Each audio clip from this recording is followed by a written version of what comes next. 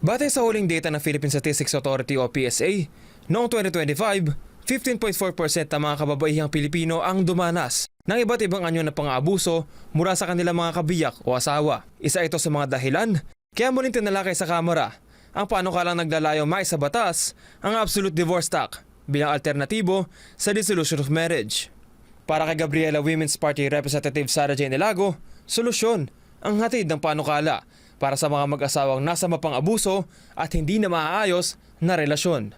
Ang pakay ho ng panukalang batas na ito ay hindi para pahinain ang institusyon ng kasal, bagkus nagbibigay ito ng makataong solusyon kapag ang marriage ay nakakasama na at hindi na maaayos pa. Suwestyon naman ni Manila 5th District Representative Benvenido M. Abante Jr.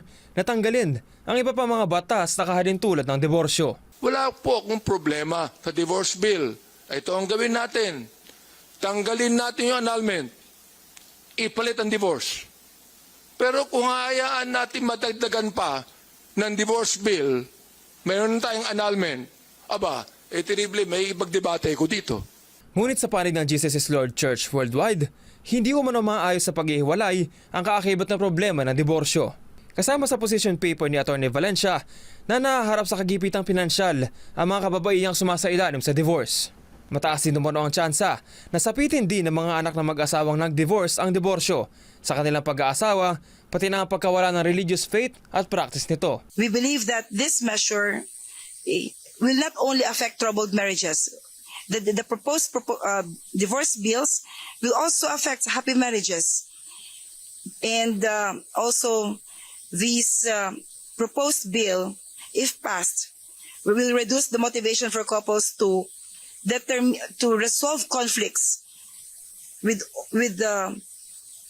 all they can, instead of encouraging each spouse to walk away from broken or fixable marriages. To enact the divorce law will not promise troubled spouses with what they are longing for, but it will definitely produce generation of broken children and as well as disadvantaged women.